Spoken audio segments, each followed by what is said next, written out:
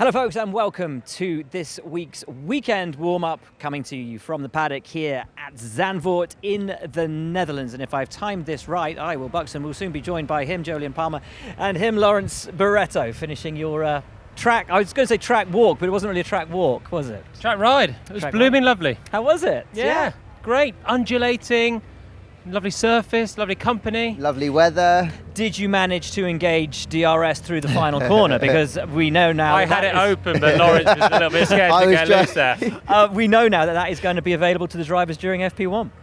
Yeah, great. I mean, the main thing is it's going to help the overtaking, isn't it? Should be a good chance. Should be quite fun, I think. It's so banked there. They should still be able to be flat out with the DRS open. Helps overtaking on a track that's quite tricky to pass. Any other changes around the track that you saw today? There was this cool thing that I know you've coined as Pebble Dash, which is the gravel that's been glued down on the inside. Well, because it kind of looks, you know, like the houses that have Pebble Dash on the front, sort of looks a bit like that. They've just glued down the gravel, haven't they? They've glued down the gravel, and so we drove over it, and it was kind of like when you go over like cobblestones. Okay. Yeah, it was good. So it should stop gravel from being ripped onto the circuit. In theory, you don't want to go out there, really, and then, yeah, it won't drag the gravel. They'll try and rubber it in. They'll try, and we'll see how it goes tomorrow. But I think it's quite a neat idea, and I think if it does work, there'll be many other tracks that are doing it. They've got good innovation here. I'm loving the hat hair, by the way. It's the first time I've had it in many a year. Stellar. We arrive here, obviously, after the Belgian Grand Prix 1 week ago. Lawrence, I know how much you love regaling us with a race recap in 60 seconds. Would you like to do the honours? I'll give it a go, because mainly if I say no, Jelly's like, oh, I don't want to do it. Yeah, land him with it. Right, are you ready? 3, 2, 1, go. Max Verstappen way back, P14 on the grid, so no one's really looking at him at the start. Carlos Sainz gets away very cleanly, and then we've got contact between Lewis and Fernando. Ooh, old foes, that was good. Lewis Hamilton retired, unfortunately. Fernando Alonso continued. He ultimately finished 5th, but the race really was what was going on behind. Max Verstappen up to 8th by lap 3 or 4. He was up to the victory. He was into P1 by lap 12. Oh, this is going very well, isn't it? This is going great. Keep it going. But he won the race. That's ultimately what happened. Red Bull super quick. Checo Perez started second, finished second. Carlos held on to get P3. George Russell 4th. Didn't really get the tyres, I think, in the right window in the final stint, so he couldn't catch Carlos for that. Charles Leclerc crossed the line P5, but actually got a 5-second time penalty, so he dropped to 6th. That promoted Fernando Alonso to 5th. That's all right. Oh, you didn't mention Ocon. Ocon 7th. He was pretty cool. He did that pretty cool double move, didn't he? 2 double moves. Which was great. And then I know Gasly finished 9th on his 100th race. 1. Yeah, that'll do. Albon, you didn't mention Albon. Oh, yeah, points for Albon as well. There you go. Yeah, okay. Not your best. No. Not your worst. Yeah, thanks. I'll take that. It was an ominous showing from Max Verstappen. Okay, he had a new lump in the back of that car, but last couple of races, he's been mesmerising. 2 starts from 10th and 14th. Just wiped the floor with everybody. And he's still not entirely comfortable in that car, and yet he looks so at ease. Yeah, you know, it's his second biggest win of the season after Baku. That's astonishing. And Baku, there was no Ferraris in it, and Mercedes was struggling more then. So that just shows how dominant, when there was still George in the race and Sainz at the front and Leclerc starting with him. And he just mullered everyone. It was really emphatic display from Max. Was it track specific, or have Red Bull unlocked a load more performance? That's the big question. I think partly everyone knew that Spa would maybe suit them well, and Zandvoort is very different. I spoke to Checo today. He says there's some things on his car that aren't quite the same as Max's, but he's definitely not as comfortable in the car as is Max. Is what Checo's doing with the car where the car should be, and what Max is doing with it just something exceptional and something extra? Or is the real pace of the car what Max is doing with it? I think it's probably somewhere in between. I think Max is probably getting a ton more out of the car than Checo is, but then I think Checo, if you speak to him, he'll tell you the car's gone away from him in the way that they've developed it, and he just doesn't feel as comfortable as he did right at the beginning of the season when he was, winning the Monaco Grand Prix. So I think that we should probably not be too harsh on Checo. That said, I think Max's performance, particularly at Spa, was mega. Checo also confirmed to me today some other upgrades in the pipeline to come over the next few races, including a much talked about pretty major upgrade in Singapore that some team bosses in this paddock have already questioned how on earth they're able to do that within the regulations as they stand. We won't get into that right now, because instead we're going to hear from Max Verstappen. This is, of course, a race which he won last year, his home Grand Prix. The Orange Army went crazy. They will salute him this year as the reigning world champion. Red Bull have said they want to try and keep him in a a bubble this weekend to keep him away from the stresses of what a home Grand Prix can be. But if he is anywhere near as good this week as he was last, there may be very little anyone can do to catch the world champion. It's a really nice place to be, first of all, and to see so much orange around. It's going to be incredible again. Already last year, but I think this year there will be even more fans. So hopefully it's going to be a really enjoyable weekend.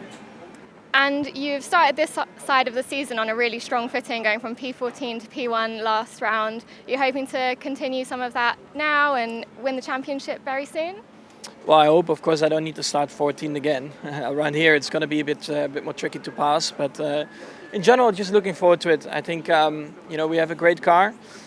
Spa was probably a little bit better than expected, so I think here it's going to be a little bit tougher. I think it's going to be a good battle with Ferrari especially. But I still think we can do a really good job.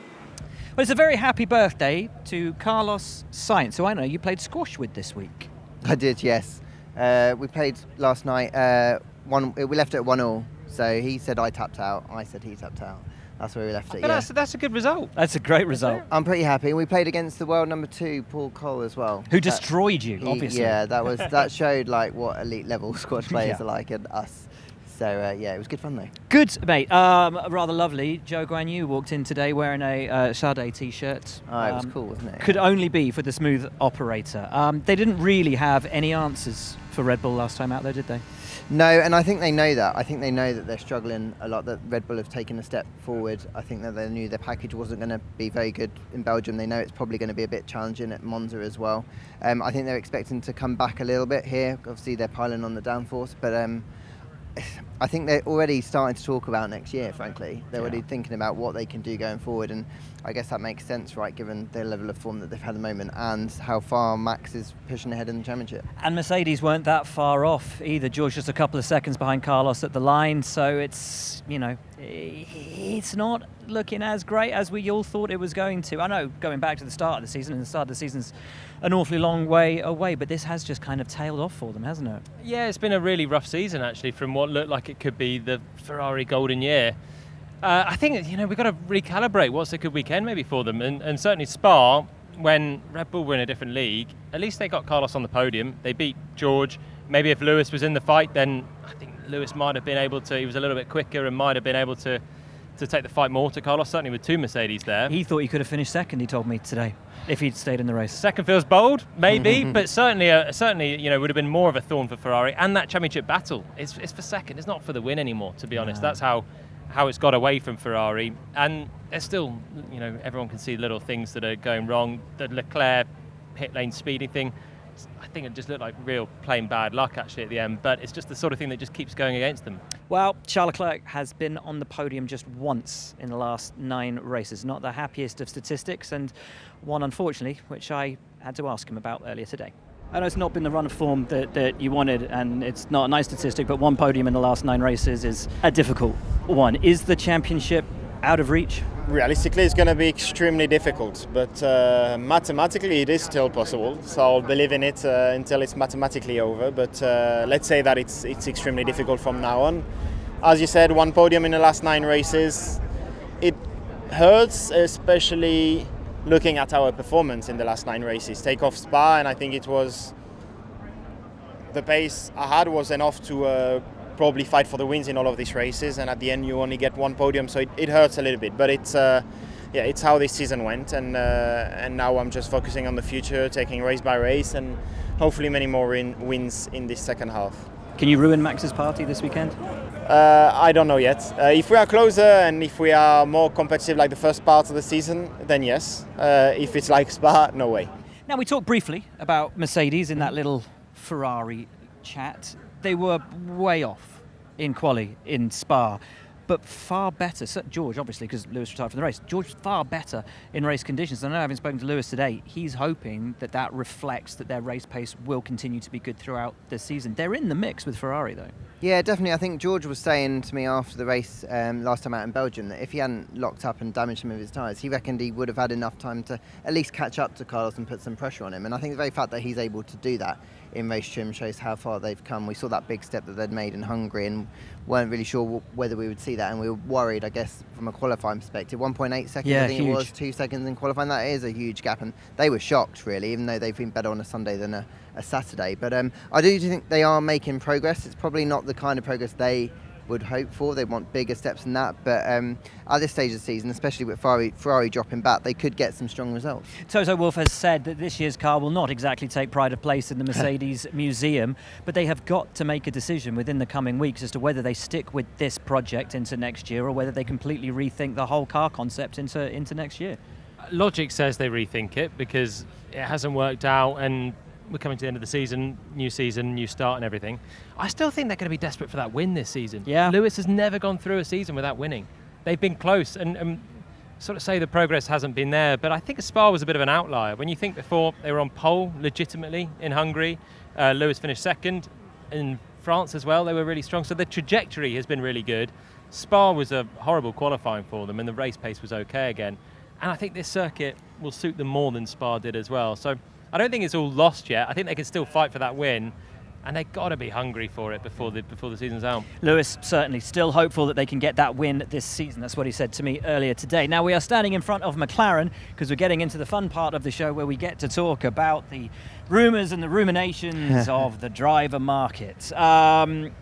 It's now, we're recording this at 20 to 6. We were told that the contract recognition board would have made their decision over the future of Oscar Piastri and whether he goes to McLaren or Alpine by 5 o'clock. They failed to say which 5 o'clock it was. UK time, European time, I don't know, Pacific time in the US. No one really knows. So unfortunately, we don't have an answer on that yet. The one thing we do know, though, is that Daniel Ricciardo will not be racing for McLaren next season, and he had a horrible race in Spa.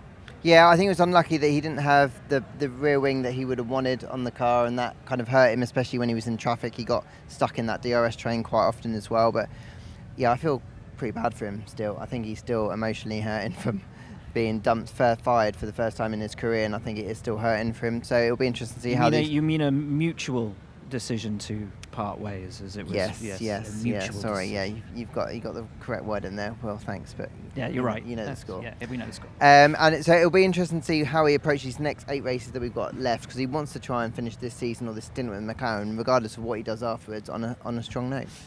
It wasn't an easy weekend for Lando Norris either. I mean, it's not been the season that these guys had hoped for. No, particularly not but in the battle with Alpine, who have made such consistent steps forward. Yeah, but they're okay. They're still Yeah. okay. You know, they're still fifth in the championship. They're still fighting with Alpine. The problem for Lando was he had a grid penalty, so he started from the back, but he actually made Q3 and had some okay pace. And yeah, Daniel just got stuck in traffic, and it was a really tough race for him. And the same reason, really, Lando made no progress when the Alpine scored big points. The hope is not lost, but that 4th place, I think, is just starting to slide away, I think, from McLaren. Well, let's hear then from Daniel Ricciardo. Difficult weekend last time out in Spa, as Lawrence says, just a few races remaining in his time with McLaren. Daniel, Belgian Grand Prix obviously wasn't a fun one for you. How do you pick yourself up after that kind of a gut punch? Like you always do, you know, and it's one of those ones where you know, I say, unfortunately, I'm kind of experienced with you know, some bad weekends. So I kind of analyze it and be a little down about it after the race, and let's say Sunday. But I'm like, once I wake up Monday, it's like, okay, race week, it's a fresh start, and let's kind of look ahead. So yeah, it's just in a way you have to be like, it's like self-discipline, like force yourself to flip the switch, and okay, now what's done is done. What can I do to make this weekend better? And what about the future? I know your fans are going to be wondering where that lies. How are talks going for either you or your team about next year? Yeah, it's, you know, I think it will be ongoing for, I want to say, at least the next few weeks. And I think as well for me, with everything that's gone on, I don't want to make a quick decision, rush decision. I certainly want to see kind of also how I feel once all this, let's say, dust settles. So I feel like by the end of these triple headers, I'll probably get a bit more of an idea of what feels right. I think, you know, the main thing I guess I'll address to fans is that I still want to do it. But that's that's probably the positive side I'll send on it or put out there to them. But I appreciate there's also no guarantees. But we'll see what happens. When I know, everyone will know. I don't really have a reason to hold anything back now or have any secrets. So, but I think it will still be a bit of time. That's the truth. Now, who does replace Daniel Ricciardo at McLaren? Because it's not certain yet that Oscar Piastri will be released or that he will end up there. And there's now another name in this whole intricate triangle. And who replaces Fernando Alonso at Alpine? Because Pierre Gasly down here at AlphaTauri has suddenly entered the mix. Yeah, I think that there's a lot of speculation in driver market this point in the year, because as soon as one driver's linked, say Daniel Ricciardo, and then French link Pierre Gasly moving to a French team at Alpine. I know that Alpine have in the future thought about trying to bring Pierre to the team, but I think they were looking more close to 2024, 2025, because obviously he's got this contract to stay at AlphaTauri for next year. But I guess it's all cards on the table now, right? And if people start moving around and things can move in sequence, then maybe Pierre could go there. Esteban Ocon has said that he'd like Mick Schumacher to be his teammate at Alpine next year. Him and Pierre don't traditionally have the best of relationships. He gets on well with Mick as well, yeah. But it's not his choice, which is going to be a bit of a problem for him. So I think it's the hypothetical. It's a big void losing Fernando Alonso, and as I think Mick's done okay this year. And his own seat is in doubt still at Haas, but I don't think he's able to step up to a Fernando Alonso-sized void. And that's why I think Alpine are looking for experience still, with maybe Daniel, maybe Pierre. Both have got their merits. It kind of made sense for everyone to say, oh, Daniel will just go back to Alpine. He's raced there as Renault, they've lost Oscar, pull in Daniel, everything's sorted. It's not quite that simple, though, and Daniel isn't really being spoken about very strongly, certainly from what we're hearing sort of bubbling under the surface, in terms of that Alpine seat down there. I still think it ultimately depends on what Daniel wants to do, and I'm not entirely certain that he knows he wants to stay in Formula One next year. I guess if he does, then Alpine does offer the best package overall for him to try and achieve good results. But I'm just not sure, so I'm being attacked by a wasp. I'm not entirely sure that it might end up being his decision if he leaves it too long. Would he take a reserve driver role at a top team? No. Imagine a Mercedes or a Red Bull came back and said, "Come on, be our reserve driver, and we'll stick you in." That's worst case, time. isn't it? That's worst case. He wants to stay on the grid. Of all the drivers, I mean, he is a real racer, isn't he? We've seen it for a long time. But I think that it's just so different for Daniel. His mood's going to be down. He has been dropped by McLaren, and the bargaining power he's got. 2 years ago, he could have walked into probably 8 of the 10 teams, and he chose to go to McLaren from Renault, where he was doing well, and he had bargaining power. He had a big salary, and everything was going his way. You're only as good as your last race or your last season, and that's why I think suddenly his position has changed. It might be that his 8 Grand Prix wins, and we know what he can still do, or we believe we know what he can still do. That might save him, but at the moment, it's just a really different vibe for him right now. Of course, if Gasly goes to Alpine, yeah, who steps in down here at AlphaTauri? Because now word on the street is that Colton Herta's name is back in the mix in Formula One paddock. Colton Herta, of course, multiple race winner in IndyCar, doesn't quite have the super license points to step up automatically unless there was a fudge, and there's about 3 different ways that the FIA could fudge that if he was to come in.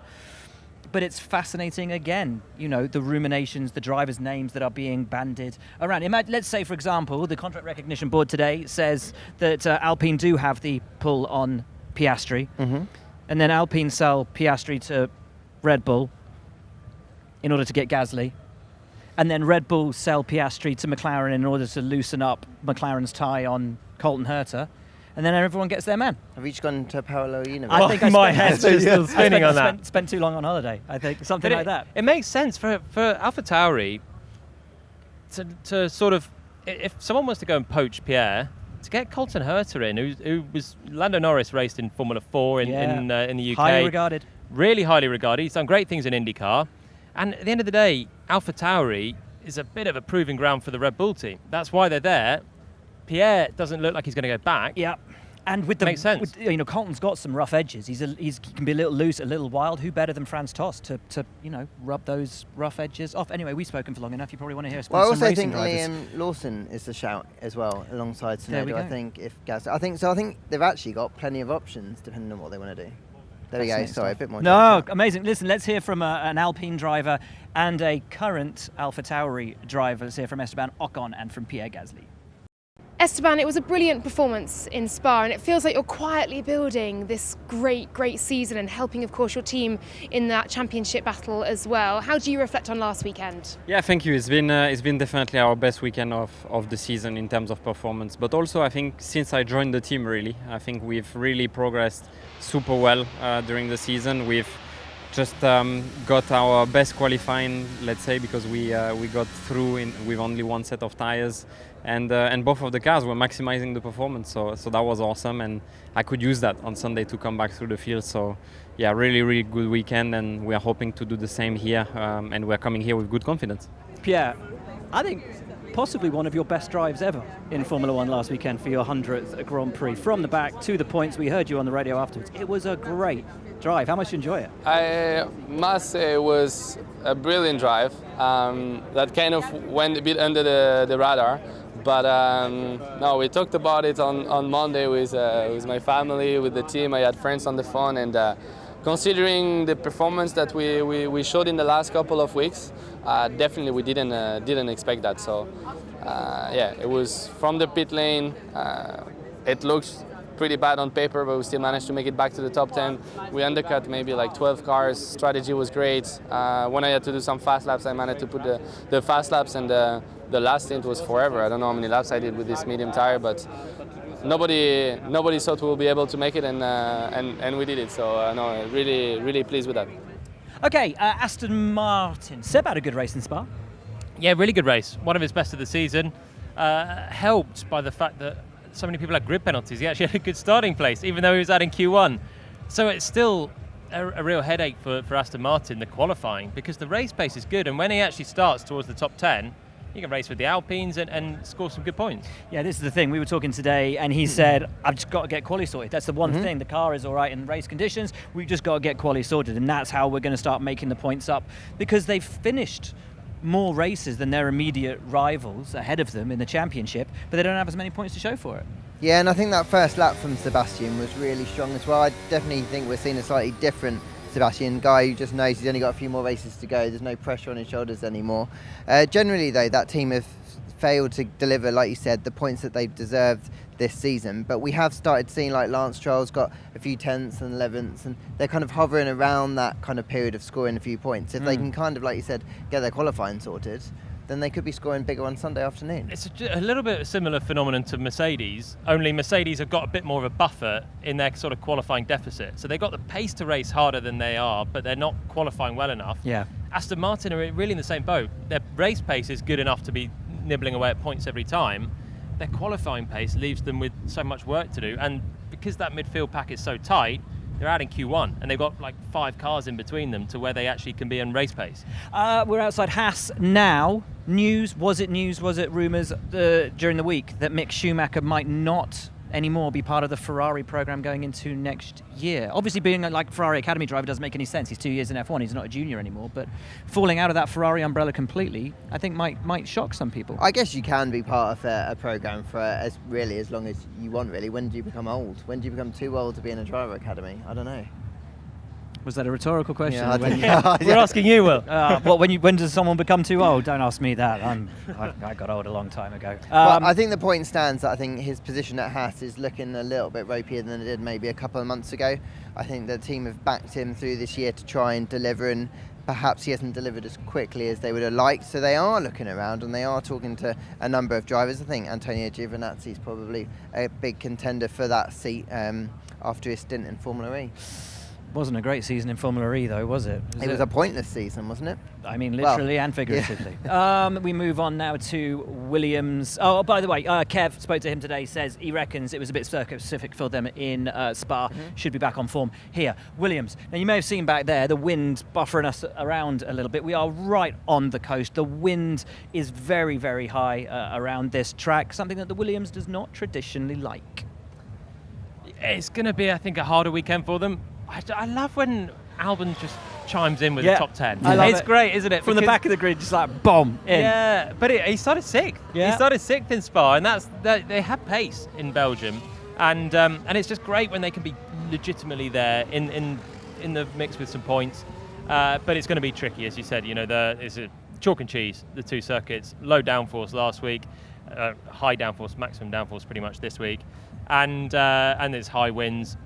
It's going to be harder for Williams, but hey, they can have a bit of confidence from last Sunday. I think Latifi knows his time is pretty much up. He said there's nothing he can do. There's no magic result he can pull out that's going to absolutely swing things in his favour. He's just got to keep sort of doing a consistent job, but that sort of early mistake in Spa will probably stand against him. I think that will hurt. I think that the team are giving him more of an opportunity to try and show what he can do, to try and fight for next year's seat. At a point when, before the summer, if you'd asked me, I'd say he had no chance. But I think Joost in Spa was talking about giving him the remaining European races to just try and prove what he can do. And I think what that means is that actually Williams are maybe not too sure who they're going to take next year. Maybe they had a front runner initially and maybe things have changed a little bit, and that's brought Nicky back into the conversation. Interesting. I still think a Nick De Vries, Alex Albon lineup would be pretty special at Williams next year. Well, they liked what De Vries did when he did the FP1 earlier this year. They're very impressed with what he's done. I guess Nick's got to decide if he wants to come back to Formula One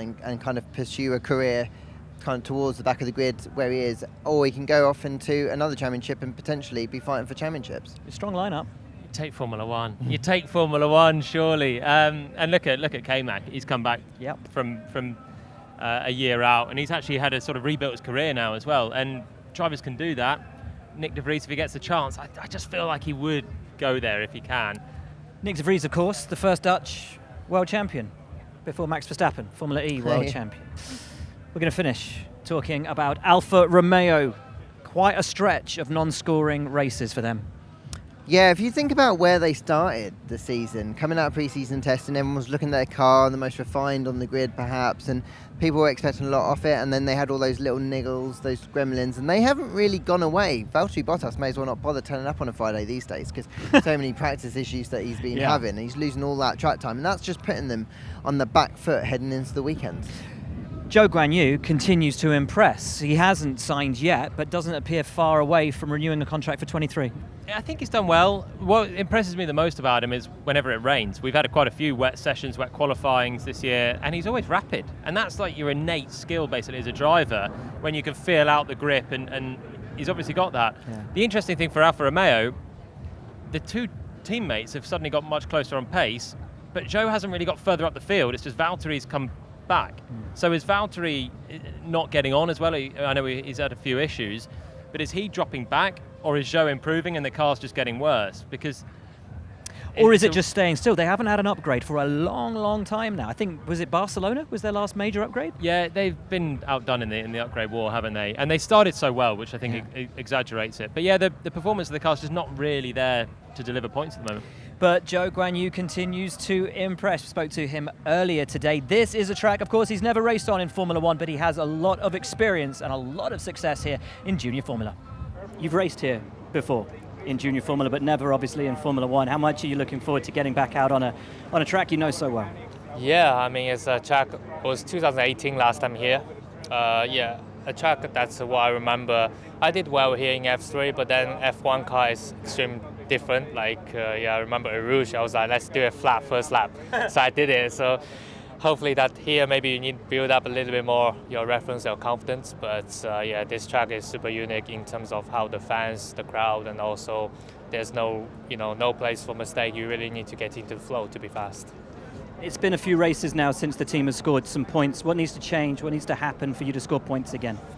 Yeah, I mean, Spa, I think at least we show some good pace together fighting with the others, but it was a difficult weekend. Obviously, let's see when the other team be maybe a little bit quicker in terms of development, the new pass and getting the new upgrades into the circuit. And for us, maybe we don't have as a big, step forward, but still we're there with the battle.